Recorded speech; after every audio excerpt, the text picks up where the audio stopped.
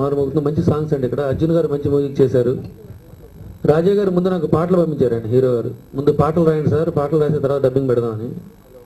పాటలు అందరూ మంచి సింగర్స్, మన మాలవి గారు, సునీత్ గారు, గీతా మాధురి, ప్రణవి, విజయలక్ష్మి గారు, వేణు గారు, శ్రీకృష్ణ, దీపు, నేహాలు, రఘుపుంచి అందరూ పాడారు. సాంగ్స్ మంచి కన్నడలో కానీ ఇక్కడ కూడా సూపర్ హిట్ అవ్వాలని.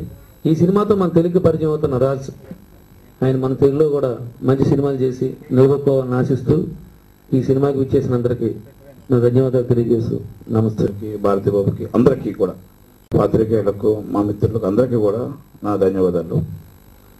దీనికి నాకు ఫస్ట్ అంటే యాక్చువల్గా మనవాళ్ళు కొంచెం కన్నడ నాకు పరిచయం లేకపోయినా మా సినిమా నా అబ్బాయి వెంకట్ ద్వారా నాకు కవర్ పెట్టి ఎలాగైనా సరే అయినా రావాలి అంటే ఓకే 100% వస్తాను, నేను చీఫ్ గెస్ట్కి వస్తానని అన్నాను.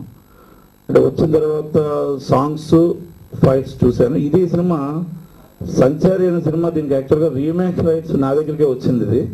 ఇది కన్నడలో ఇది పెద్ద హిట్ అయింది. ఆ కన్నడలో అయిన తర్వాత నన్ను రీమేక్ కొంటారా, రీమేక్ చేస్తారన్నా అని చాలా మంది అడిగారు అప్పుడు. ఎందుకంటే 100 days ఆడింది సినిమా, అది బాగా ఆడుతుంది.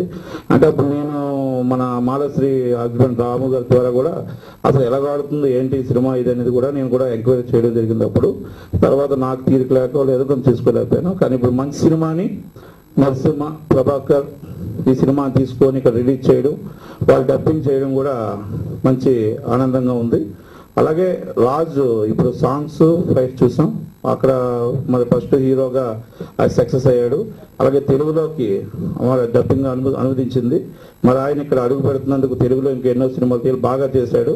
అలాగే అమ్మాయి కూడా సాంగ్స్ కూడా చాలా బాగున్నాయి.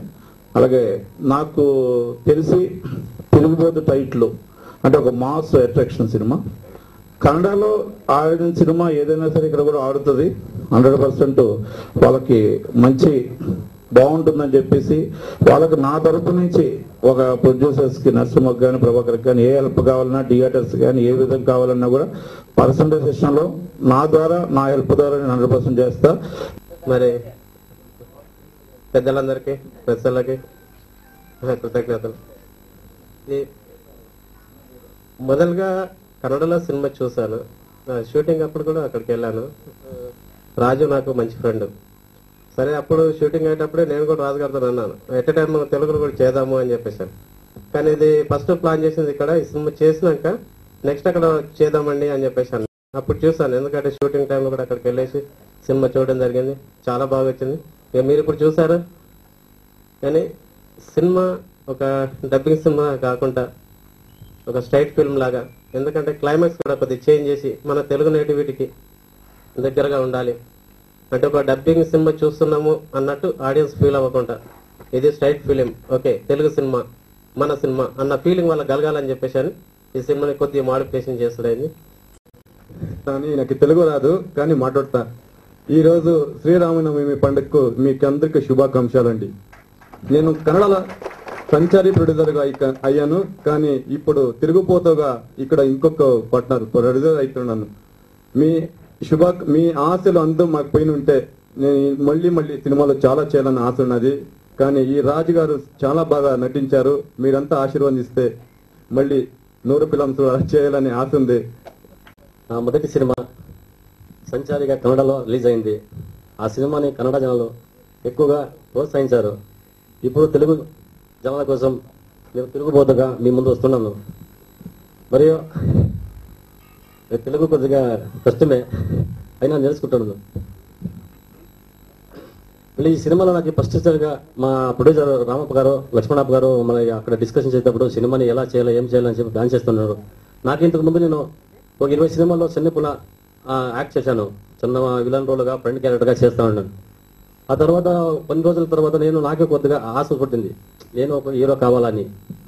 సో ఆ సందర్భంగా మా ఫ్రెండ్స్ గారు అక్కడ కన్నడ ఇండస్ట్రీలో సంచారి సినిమా మొదటి ప్రొడ్యూసర్ రామప్ప గారు, లక్ష్మణప్ప గారు, ప్రభాకర్ గారు ఈ సినిమా నువ్వు హీరో చేయి అలా ఇలా అని చెప్పి ప్రోత్సహించారు.